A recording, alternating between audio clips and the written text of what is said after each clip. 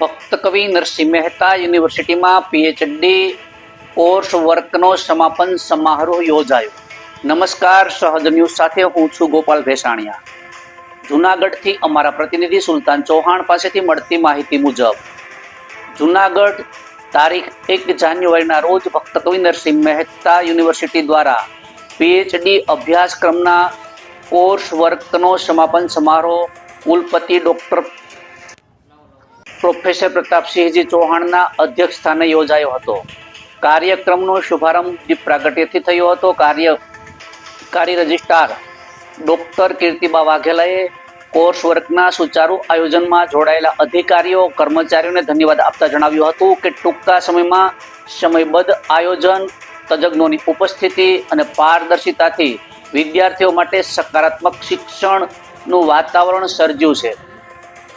કુલપતિ ડોક્ટર પ્રતાપસિંહજી ચૌહાણે જણાવ્યું કે 1 માસના સઘન તાલીમ કોર્સ વર્ક બાદ વિદ્યાર્થીઓ હવે સંશોધન ક્ષેત્રે આગળ વધવા તૈયાર બન્યા છે.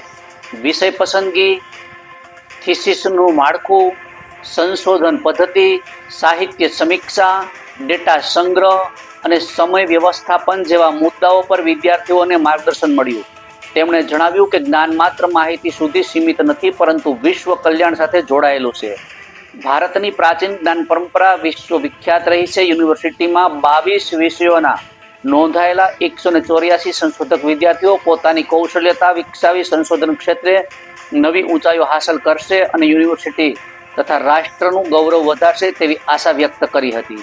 આ પ્રસંગે ઢોલરિયા નૈનાબેન, શાહ મૌલિક, ડાંગર હસમુખ, જોશી વિલાસ અને શુભ શામાણી દ્વારા પ્રભાવો રજૂ કરાયા. ડોક્ટર રણજીત પરમારે યુનિવર્સિટીના શૈક્ષણિક કાર્યની પ્રશંસા કરી હતી. કાર્યક્રમની શરૂઆતમાં પીએચડી નોડલ અધિકારી ડોક્ટર ઓમ જોશીએ 22 વિષયોમાં 184 વિદ્યાર્થીઓના સંશોધન કાર્યની વિગતો રજૂ કરી હતી. કોર્સ વર્ક સફળતાપૂર્વક પૂર્ણ કરનાર વિદ્યાર્થીઓને પ્રમાણપત્રો એનાયત કરાયા.